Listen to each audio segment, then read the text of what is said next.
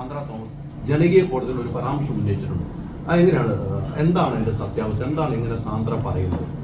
അതായത് എന്താണ് ചോദ്യം? അതായത് ഞാൻ സിനിമ തട്ടിയെടുക്കുന്നു, ആ പാതയിലേക്ക് ലിസ്റ്റിൽ പോകുന്നു, അത് എന്താണ് ആൾ ഉദ്ദേശിച്ചിരിക്കുന്നതെന്ന് നമുക്കറിയത്തില്ല.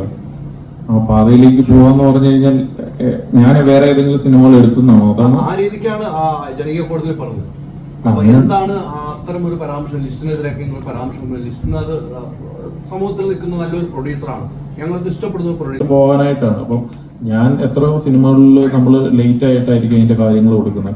നമ്മൾ 20,000 രൂപയും 25,000 രൂപയൊക്കെ നമ്മൾ ഫൈൻ അടയ്ക്കാറുണ്ട്. എന്നാൽ ഞാൻ അവിടെ ഇരിക്കുന്ന ആളാണ്, അല്ലെങ്കിൽ ആൻഡോ ജോസഫ് അവിടെ ഇരിക്കുന്ന ആളാണ്, ഞങ്ങളുടെ പൈസ കട്ട് ചെയ്തേക്കാം. ഞാനൊരു എക്സാമ്പിൾ ആട്ടോ പറഞ്ഞു.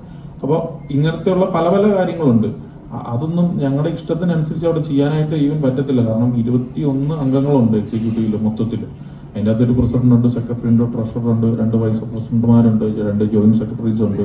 അപ്പോൾ അങ്ങനെ അടങ്ങുന്ന, പിന്നെ എക്സിക്യൂട്ടീവ്സിൽ ഇഷ്ടംപോലെ പേരുണ്ട്.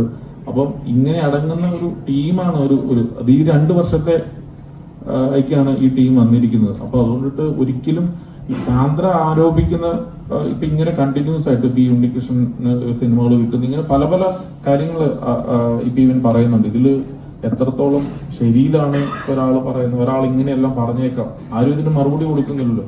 ഒരു ബാധിക്കുന്ന ഒരു കാര്യമായിട്ട് തോന്നിക്കഴിഞ്ഞു കഴിഞ്ഞാൽ അതിന് തീർച്ചയായിട്ടും റിപ്ലൈ ഇപ്പൊ ഇവനുണ്ടാവും.